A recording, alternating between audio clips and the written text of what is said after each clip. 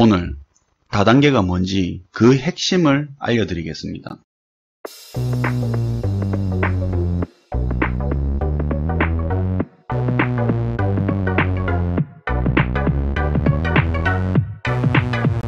안녕하세요. 캔들피그의 이런저런 시간입니다. 오늘은 다단계 이야기를 좀 해보려고 합니다. 다단계 하면 옥장판부터 생각나죠. 안 좋은 이미지도 떠오르고요. 일단 이 다단계라는 것을 한번 파봅시다. 다단계 하면 일반적으로 네트워크 마케팅이라는 이야기도 하죠. 이런 단어 다 잊어버리고 하나만 생각하시면 이해가 쉬워집니다. 다단계니 네트워크 마케팅이니 다 치워버리고 소비자 유통 시스템이라고 생각해야 이해가 쉬워집니다. 소비자가 유통한다는 말을 잘 생각해보면 어떤 물건이든지 직거래가 아니면 유통업자가 있습니다. 그 유통업자를 통해서 소비자가 물건을 구매하게 되는 거죠. 도매상이든 소매상이든 온라인 마켓이든. 근데 소비자 유통 시스템이라는 것은 소비자가 유통을 한다는 의미입니다. 소비자가 판매도 한다는 개념이 되는 거죠. 이게 우리가 말하는 다단계나 네트워크 마케팅이라고 불리는 사업들의 핵심입니다. 그럼 이게 무조건 잘못된 거냐? 꼭 그렇진 않습니다. 우리가 자주 접하는 SNS나 유튜브 뭐 이런 것도 소비자 유통 시스템입니다. 예를 들어 제가 SNS나 유튜브에서 어떤 동영상이나 사진을 봤다고 칩시다. 이 순간 우리는 소비자가 이미 된 겁니다. 이걸 보기만 하고 끝난다면 소비자로 끝났겠죠. 그런데 이 영상이 마음에 들어서 친구나 지인에게 공유를 해준다고 칩시다. 그러면 이 컨텐츠 유통에 참여를 하게 되는 겁니다. 이렇게 되면 소비자 유통 시스템이 완성이 되는 거죠. 내가 직접적으로 금전적인 이득은 보지 않았지만 내가 소비하고 또 유통에 참여하게 되는 거죠. 자기도 모르게 자연스럽게 SNS 회사들의 소비자 유통 시스템 사업 구조에 자연스럽게 참여하게 되는 겁니다.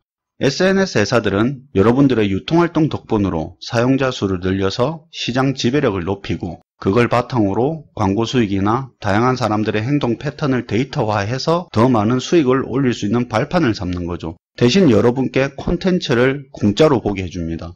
이게 흔히 말하는 네트워크 마케팅 구조입니다. 자, 그러면 보험 이야기를 한번 해보겠습니다. 보험은 표면적으로 소비자 유통 구조를 가지고 있지는 않습니다. 그런데 잘 한번 보시면 주변에 보험 영업일 시작하는 사람들 많죠. 그 사람들이 가장 먼저 영업하는 사람들이 가족이나 지인입니다. 물론 본인도 가입을 하는 거죠. 회사의 입장에서 뽑은 그 영업사원과 그의 가족, 그의 지인을 하나의 소비자로 묶어서 봅니다. 보통 보험 영업사원 한 명 고용하게 되면 지인, 가족 포함해서 기본적으로 대충 한 10개 전후의 보험을 가입하게 되죠.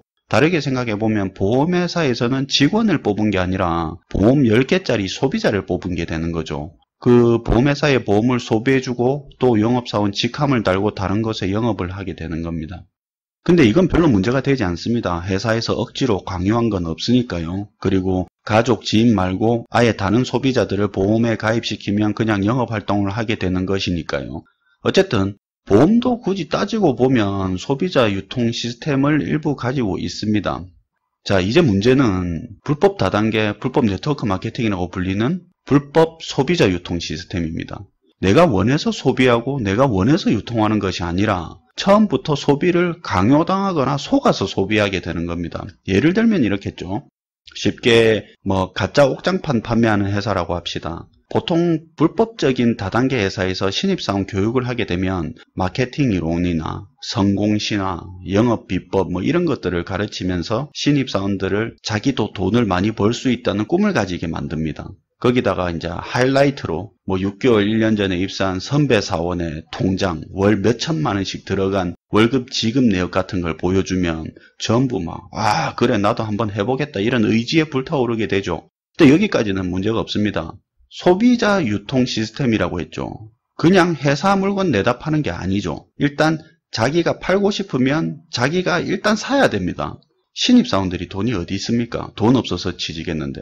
그러면 회사에서는 그 직원에게 대출을 해줘서 그 옥장판을 사게 만듭니다. 그런데 이 대출이 과연 정상적인 대출일까요? 불법 고의자 사채일 수도 있습니다. 표면적으로는 회사에서 협약한 대부업체라고 뻥치고 대출을 해주기도 하고요. 옥장판을 바로 못 팔면 빚더미에 앉을 수도 있습니다. 못 팔아서 회사에 환불 요청해서 환불을 해준다고 하더라도 빚은 남아있겠죠. 진짜 쫓기면서 생활하는 최악의 상황도 생길 수 있습니다. 이 회사의 핵심은 무엇이겠습니까? 바로 그 회사의 실체는 아무것도 모르는 사회초년생을 상대로 하는 불법 사채업체인 거죠. 뭐 이런 케이스는 진짜 빡센 케이스고요. 가장 많은 케이스가 신입 영업사원에게 제품을 속여서 팔거나 비싸게 팔아서 환불을 안 해주는 겁니다. 예를 들면 회사가 가짜 옥장판을 영업사원에게 팔고 영업사원이 도저히 못 팔아서 회사 그만두겠다고 환불해달라고 하면 환불을 안 해주거나 영업사원이 너무 비싸게 산 것 같아서 시장에서 도저히 내다 팔 수 없는 가격이라고 환불해달라고 하면 일부만 해준다든지 유통기한 6개월짜리인데 네가 3개월 남기고 환불해달라고 했으니 40%밖에 못 준다. 상품이 훼손되었으니 반밖에 못 준다. 이런 식으로 직원을 상대로 장사하는 회사가 우리가 흔히 말하는 불법 다단계 회사입니다.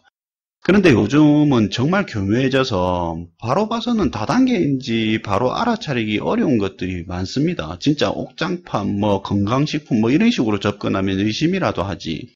빵, 금융상품, 장애주식 이런 식으로 포장되어 있으면 알기도 어렵습니다. 그냥 딱 하나만 기억하세요. 그리고 이 기준으로 의심하세요. 그 어떤 것이 되든 회사가 나에게서 시간과 노동력 말고 다른 것, 돈이든지 신용이든지 그 어떤 거라도 시간이나 노동력 외에 요구하는 것이 있으면 무조건 의심하세요. 힘든 회사는 괜찮지만 위험한 회사는 안 됩니다. 요즘 타겟이 많이 되는 경우가 사회초년생, 전업주부, 은퇴자, 장사 안 되는 자영업자입니다. 그분들은 특히 의심 많이 하시고 불법 소비자 유통 시스템에 빠져들지 말기를 바랍니다. 다시 한번 말씀드리지만 일반적인 소비자 유통 시스템은 잘못된 게 아닙니다. 불법 소비자 유통 시스템이 잘못된 겁니다. 지금까지 캔들피그의 이런저런 시간이었습니다. 많은 구독 부탁드리고요. 시청해 주셔서 감사합니다.